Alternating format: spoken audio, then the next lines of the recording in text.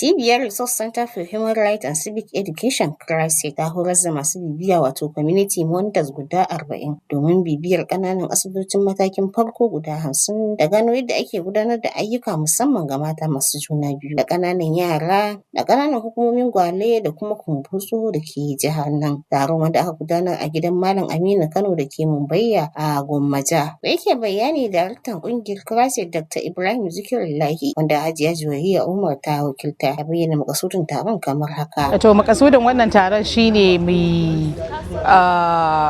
training ɗin masu bibiya wato monitors waɗanda za su shiga cikin asibitocinmu na matakin farko a je a duba a ga yaya yanayin asibitocinmu suke, saboda idan ma kamar za a kawo gyara dole sai ka san daga inda matakin asibitocin suke a ina suke kafin a gwamnati su dora. So ba ma son ya zamanto kamar an yi dori kan dori ba a duba abin da yake karkashi ba, wato ka fara gini daga sama, mun fi son a faro ginin daga tushe. Idan mun je mun binciko za mu kira taro wanda za mu miƙa wannan sakamakon binciken wa gwamnatin jihar Kano ga matsayin da asibitocinmu na matakin farko suke ciki, kuma daga nan su za su dora su ga wani irin taimako za su kai wa waɗannan asibitoci. Ta bayyana cewa masu sa ido za su duba ayyukan asibitin da ya haɗa da ɗakin haihuwa, kayan aiki, motar agajin gaggawa, banɗaki, ruwan famfo da sauran muhimman abubuwa domin tattara sahihan bayanai da hukumomin da za a yi amfani da su wajen tattaunawa da gwamnati da sauran masu ruwa da tsaki don rage mace-macen mata masu juna biyu. Wasu daga cikin waɗanda aka horar Malam Da'u Sale da Malam Awal Ɗorayi sun bayyana jin daɗin horon su kamar haka. Wannan horo ne mai matuƙar muhimmanci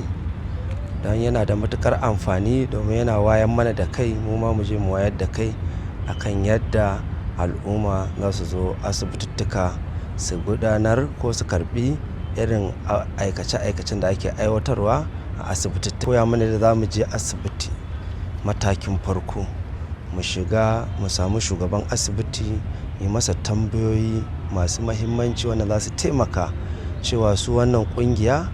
abubuwan da shi shugaban asibiti zai faɗa za su yi amfani da shi, su gaya za a yi su taimaka wannan asibitoci, kuma ya za a yi su taimaka su gaya gwamnati ko su gaya al'umma domin wasu su shigo su taimaka wannan asibiti a gama yaya wannan matsaloli ne suke a asibiti. Abubuwan da za mu fi mai da hankali, na farko akwai abubuwan da ake cewa kamar wayar da kan al'umma,